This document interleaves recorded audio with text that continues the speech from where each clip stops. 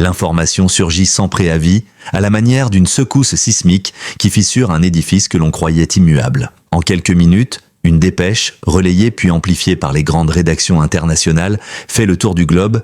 Une figure majeure de la musique populaire mondiale est visée par de graves accusations. Les mots employés sont lourds, la tonalité grave et les faits immédiats. Les chaînes d'information en continu interrompent leurs programmes, les sites d'actualité ouvrent des lives, les réseaux sociaux s'embrasent. Pour des millions de lecteurs et de spectateurs, le choc tient autant à la nature des accusations qu'à l'identité de l'homme cité. Car l'artiste, depuis plus d'un demi-siècle, incarne une image de romantisme policé, de succès international et d'élégance latine. L'écart entre cette représentation collective et la violence des termes rapportés crée un vertige médiatique. Ce n'est pas seulement une célébrité qui vacille, c'est un mythe culturel. Dans l'écosystème médiatique contemporain, la naissance d'une affaire publique obéit à des codes précis. Une première révélation, souvent issue d'un document judiciaire, d'un témoignage rendu public ou d'une enquête de presse, est relayée par une agence de presse. En quelques secondes, l'algorithme s'en empare. Les rédactions traduisent, contextualisent, titrent. Le vocabulaire se standardise.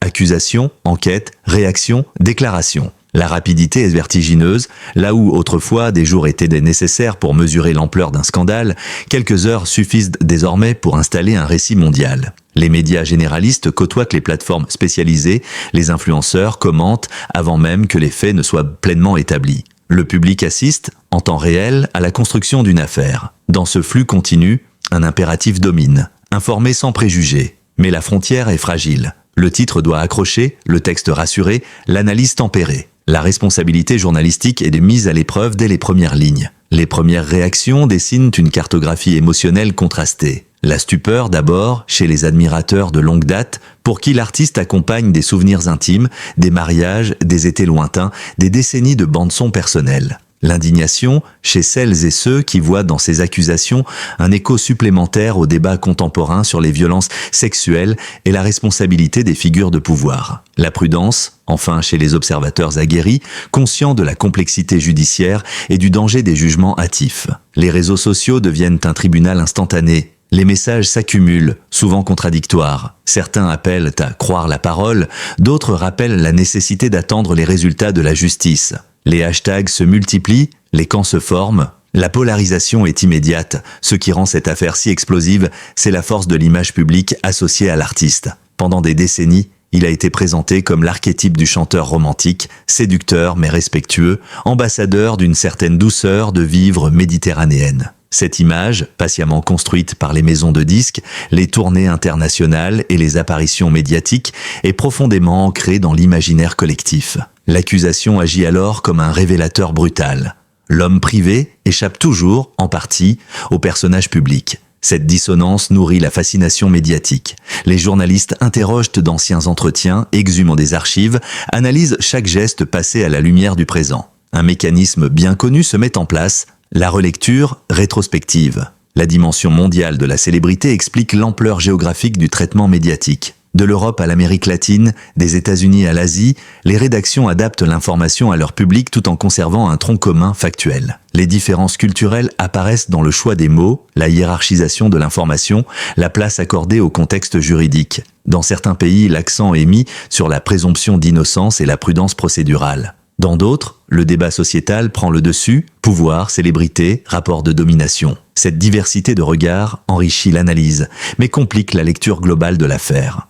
Au-delà du cas individuel, l'affaire s'inscrit dans un climat plus large. Depuis plusieurs années, la société occidentale et au-delà interroge le comportement des figures publiques, revisite des décennies de silence et questionne les mécanismes qui ont permis à certains abus de rester invisibles. Chaque nouvelle accusation réactive cette mémoire collective. Dans ce contexte, la parole accusatrice bénéficie d'une attention accrue, tandis que la défense de la réputation se heurte à un scepticisme généralisé. Les journalistes doivent naviguer entre ces deux écueils, ne pas minimiser la gravité des faits allégués, sans pour autant condamner avant jugement. Un simple titre peut orienter la perception. Dire « accusé » n'est pas dire « coupable », pourtant la nuance se perd parfois dans la vitesse de diffusion. Les chartes déontologiques rappellent l'importance du conditionnel, des guillemets, des rappels juridiques. Dans les meilleurs cas, chaque article souligne que la justice seule établira les faits. Cette rigueur n'empêche pas l'émotion, mais elle en balise l'expression. Le lecteur est invité à comprendre, non à juger. C'est là que se joue la crédibilité du traitement médiatique. Si l'affaire captive autant, c'est qu'elle touche à des questions fondamentales. Peut-on dissocier l'œuvre de l'homme?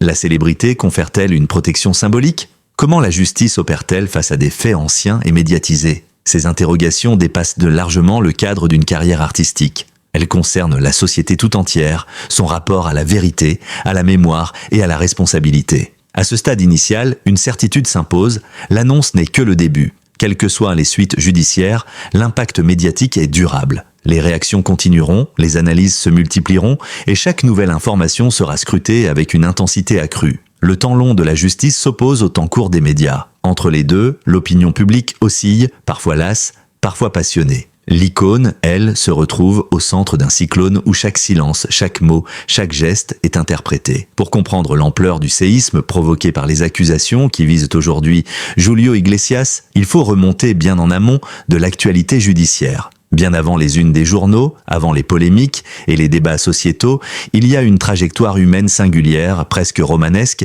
qui a façonné l'un des mythes les plus durables de la musique populaire mondiale. Rien, ou presque, ne prédestinait Julio Iglesias à devenir chanteur. Né dans une Espagne encore marquée par les blessures de l'après-guerre, il grandit dans un milieu relativement privilégié. Son avenir semble tracé. Études sérieuses, carrière respectable, reconnaissance sociale. Très jeune, il se distingue surtout par ses qualités sportives. Gardien de but prometteur, il rêve d'une carrière professionnelle dans le football. Cette ambition, brutalement interrompue par un grave accident de la route, marque un tournant décisif. Cloué sur un lit d'hôpital, confronté à la perspective d'une paralysie partielle, le jeune homme se retrouve face au vide. C'est dans ce moment de fragilité extrême que la musique s'impose comme une planche de salut. Une guitare, quelques accords maladroits, des textes intimes.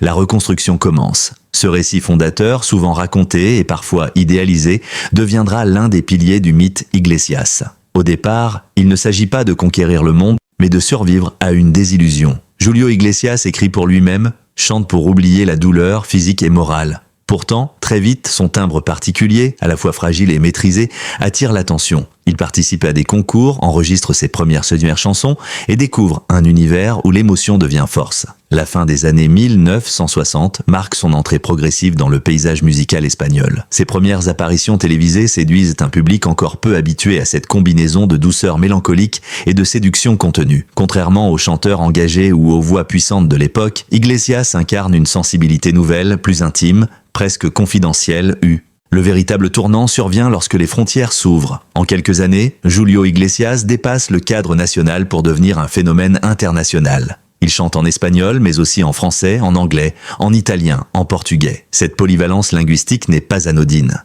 Elle participe activement à la construction de son image d'artiste universel, capable de toucher des publics très différents sans jamais renier son identité. Les chiffres donnent le vertige. Des dizaines d'albums, des centaines de millions de disques vendus, des tournées sur tous les continents. Mais au-delà des statistiques, c'est une présence qui s'impose. Julio Iglesias devient une constante médiatique, une voix reconnaissable entre toutes, une silhouette familière. Parallèlement à la carrière musicale, se construit un personnage public extrêmement codifié. Julio Iglesias n'est pas seulement un chanteur, il est une figure de séduction mondialisée. Costumes impeccables, gestes mesurés, sourires discrets, tout concourt à forger une image rassurante, presque intemporelle. Contrairement à d'autres stars, il évite les excès publics, les scandales tapageurs, les prises de position politiques. Son discours reste centré sur l'amour, le temps qui passe, la nostalgie. Cette constance participe à sa longévité exceptionnelle. Pour plusieurs générations, il incarne une forme de romantisme accessible, jamais agressif, toujours policé. La vie sentimentale de Julio Iglesias alimente, dès les années 1970, une fascination constante. Ses relations, réelles ou supposées, avec des femmes célèbres ou anonymes, nourrissent la presse people sans jamais basculer dans la controverse majeure. Là encore, le récit médiatique privilégie l'image du séducteur consensuel, presque mythologique, plutôt que celle de l'homme ordinaire avec ses zones d'ombre. Cette construction n'est pas le fruit du hasard. Elle repose sur une gestion rigoureuse de la communication, un contrôle de l'image et une rareté savamment entretenue. Chaque apparition est calculée, chaque interview calibrée, le silence devient parfois un outil aussi puissant que la parole. Avec le recul, cette trajectoire pose une question centrale. Que fait une célébrité d'un pouvoir aussi durable et massif ? Car le succès de Julio Iglesias ne se limite pas à la reconnaissance artistique. Il s'accompagne d'un accès privilégié, d'une admiration quasi inconditionnelle, d'une position dominante dans de nombreux contextes sociaux. Pendant longtemps, Julio Iglesias a semblé traverser les décennies sans heurts, comme protégé par son statut de légende vivante. Mais le monde change,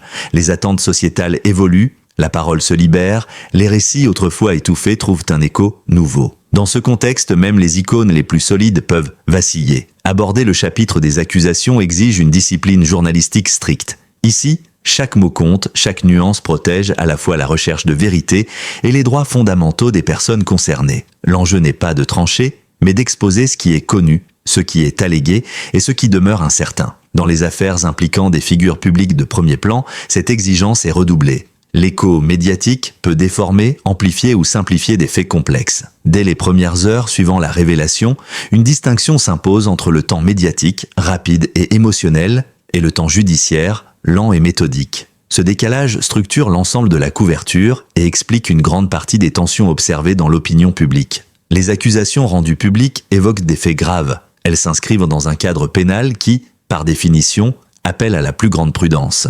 Les informations disponibles proviennent de sources identifiées, déclarations relayées par des médias, éléments de procédures évoqués par des avocats, et documents judiciaires cités sans être intégralement accessibles au public. À ce stade, aucune condamnation n'a été prononcée. Les termes employés par les rédactions responsables utilisent le conditionnel et rappellent systématiquement le caractère allégué des faits. Cette rigueur lexicale n'est pas une formalité. Elle conditionne la compréhension correcte de l'affaire par le public. L'un des défis majeurs pour les journalistes consiste à établir une chronologie fiable à partir d'informations fragmentaires. Dans les affaires anciennes ou transnationales, les repères temporels sont parfois flous, les souvenirs divergents et les documents incomplets. Les médias s'attachent donc à distinguer les dates mentionnées dans les déclarations publiques, les périodes évoquées sans précision formelle, les moments procéduraux, dépôt de plainte, ouverture d'enquête, communication judiciaire.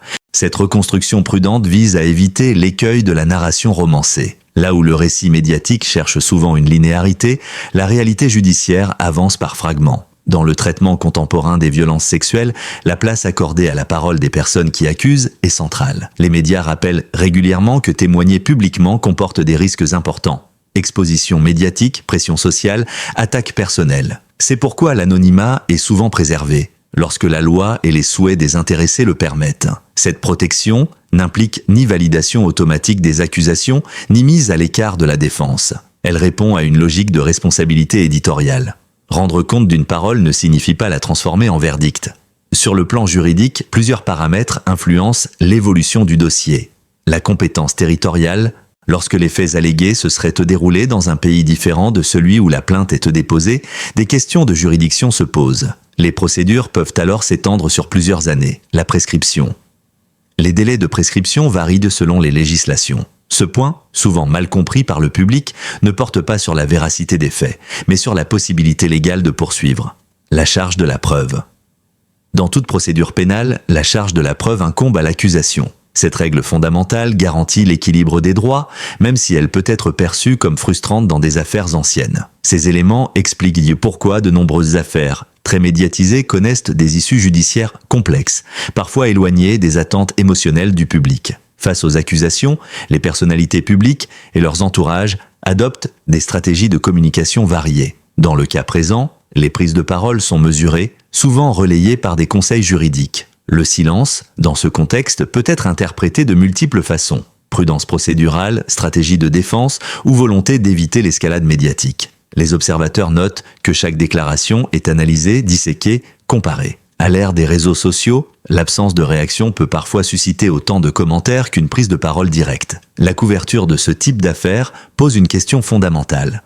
Comment informer sans transformer le débat public en procès parallèle ? Les rédactions les plus rigoureuses multiplient les rappels de contexte, consultent des spécialistes du droit et évitent les détails inutiles. Cette approche contraste avec certains contenus plus sensationnalistes qui privilégient l'émotion à l'analyse. La coexistence de ces deux registres alimente la confusion et renforce la polarisation. Au fil des jours, l'opinion publique oscille. Les premières réactions, souvent intenses, laissent place à une attente plus silencieuse. Beaucoup expriment un sentiment de lassitude face à des affaires qui s'étirent dans le temps, tandis que d'autres insistent sur la nécessité de ne pas détourner le regard. Cette tension reflète une réalité plus large.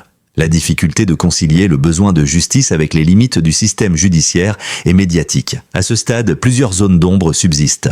Les informations accessibles au public ne permettent ni de confirmer ni d'infirmer définitivement les accusations. Cette incertitude n'est pas un échec du journalisme, mais la conséquence logique d'une procédure en cours. Le rôle du journaliste consiste alors à cartographier cette incertitude, à la rendre lisible sans la combler artificiellement. À peine les accusations rendues publiques, l'affaire bascule dans une zone de turbulence médiatique où deux temporalités s'entrechoquent. D'un côté, le temps judiciaire, lent, procédural, contraint par des règles strictes. De l'autre, le temps médiatique, immédiat, continu, avide de réaction. Cette dissymétrie structure l'ensemble du débat public et explique la sensation de chaos informationnel ressentie par une partie du public. Les audiences ne sont pas encore fixées, les éléments du dossier demeurent partiels, mais l'actualité, elle, ne connaît pas de pause. Les plateaux de télévision s'installent dans l'analyse permanente. Les chroniqueurs, juristes invités, sociologues et journalistes culturels se succèdent l'un pour commenter, contextualiser, nuancer,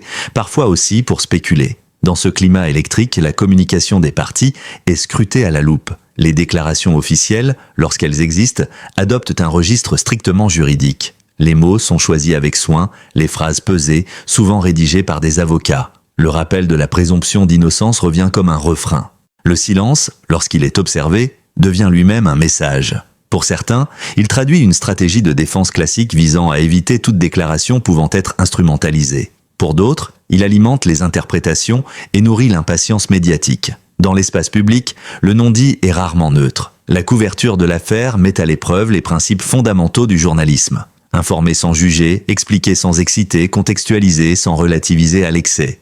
L'équilibre est délicat. Les rédactions les plus rigoureuses multiplient les avertissements lexicaux, les encadrés explicatifs et les analyses juridiques. D'autres formats, plus sensationnalistes, privilégient de la dramaturgie. Les titres s'alourdissent, les images se répètent, les mêmes extraits sont diffusés en boucle. Cette coexistence de registres entretient une confusion chez le public, partagée entre besoin de compréhension et fatigue informationnelle. Sur les plateformes numériques, l'affaire prend une dimension supplémentaire. Les réseaux sociaux fonctionnent comme des caisses de résonance où l'indignation, la défense, le doute et la colère s'expriment simultanément. Les messages courts favorisent les positions tranchées. Les nuances, essentielles en matière judiciaire, y trouvent difficilement leur place. Des hashtags apparaissent, des tribunes improvisées se forment, certains appellent à la suspension immédiate de toute célébration artistique liée au chanteur. D'autres dénoncent un procès médiatique et réclament d'attendre les décisions de justice.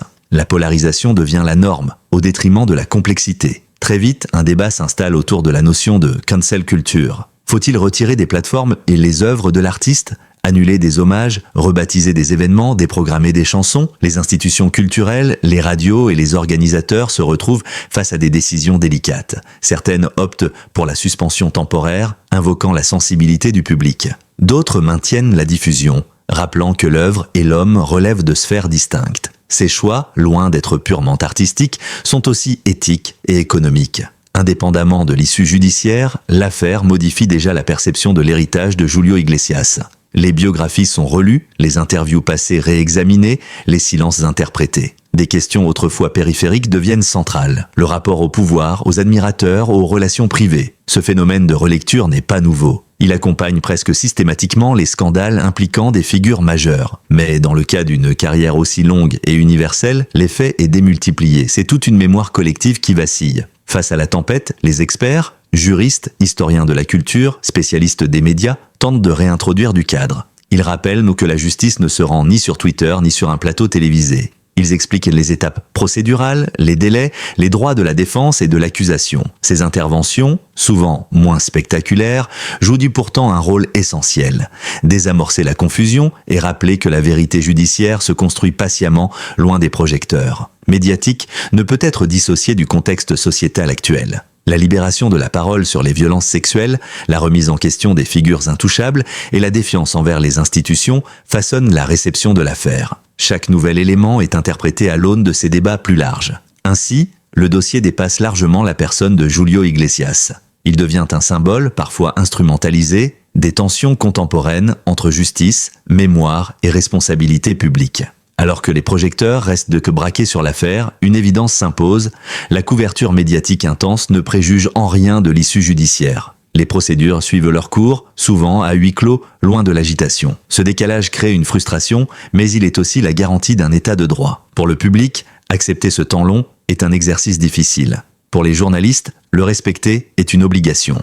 Les scandales impliquant des figures emblématiques ne se limitent jamais à un dossier judiciaire. Ils fonctionnent comme des miroirs grossissants de nos valeurs, de nos contradictions et de nos attentes collectives. L'affaire qui occupe désormais l'espace public ne fait pas exception. Au-delà des faits allégués, elle interroge notre rapport à la célébrité, à la mémoire culturelle et à la responsabilité, individuelle comme collective. Dans les jours et semaines qui suivent la déferlante médiatique, une question s'impose: que faisons-nous en tant que société de ce choc ? L'indignation initiale laisse place à une réflexion plus diffuse, parfois inconfortable, sur les mécanismes qui ont permis à certaines figures d'échapper si longtemps au regard critique et sur la manière dont nous traitons aujourd'hui la parole accusatrice. Ces dernières années, la libération de la parole autour des violences sexuelles a profondément modifié le paysage médiatique et judiciaire. Des récits longtemps étouffés ont trouvé un écho inédit. Ce progrès est indéniable, mais il s'accompagne d'une tension nouvelle. L'attente d'une reconnaissance immédiate, parfois confondue avec l'attente d'une condamnation. L'affaire actuelle illustre ce décalage. Beaucoup espèrent que la médiatisation suffira à réparer des silences anciens. Or, la justice ne peut, ni ne doit, se substituer au débat public. Elle suit ses règles, ses délais, ses exigences probatoires. Reconnaître cette distinction est essentiel pour éviter que la déception ne se transforme en cynisme ou en rejet des institutions. Dans l'espace public, la présomption d'innocence apparaît souvent comme un concept abstrait, invoqué mais mal compris. Elle n'est ni une négation de la souffrance alléguée, ni un privilège réservé aux puissants. Elle constitue un socle démocratique destiné à protéger chacun contre l'arbitraire. Le défi contemporain réside dans sa coexistence avec un environnement médiatique instantané. Les images, les titres et les commentaires façonnent des opinions avant même que la justice n'ait commencé son travail. Dans ce contexte, défendre la présomption d'innocence ne signifie pas minimiser la gravité des accusations, mais refuser la confusion entre information et verdict.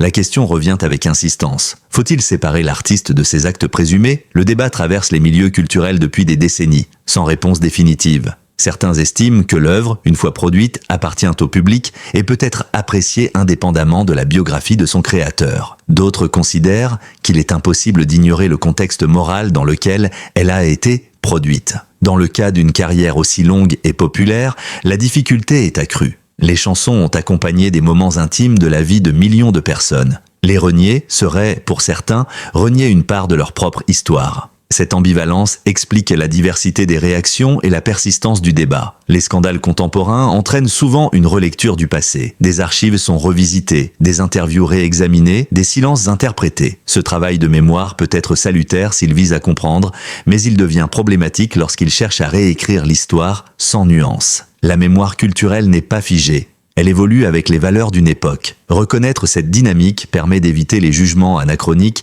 tout en restant lucide sur les angles morts du passé. L'enjeu n'est pas d'effacer, mais de contextualiser. Le rôle des médias est central dans cette phase de décantation. Après l'urgence de l'annonce et la frénésie des premières réactions, vient le temps de l'analyse. Les rédactions sont alors confrontées à un choix, entretenir la polémique ou approfondir la compréhension. Le journalisme responsable privilégie la seconde voie. Il rappelle les faits établis, expose les incertitudes, donne la parole à des experts et évite les raccourcis. Cette approche, moins spectaculaire, est pourtant indispensable pour restaurer la confiance du public dans l'information. L'une des leçons majeures de cette affaire tient dans le rapport au temps. À l'ère du flux continu, l'attente est perçue comme un échec. Pourtant, la justice avance par étapes, parfois imperceptibles. Accepter cette lenteur est un acte civique. La patience collective ne signifie pas l'indifférence. Elle implique de suspendre le jugement tout en restant attentif à l'évolution du dossier. Cette posture exigeante va à contre-courant des réflexes numériques, mais elle demeure essentielle à l'équilibre démocratique.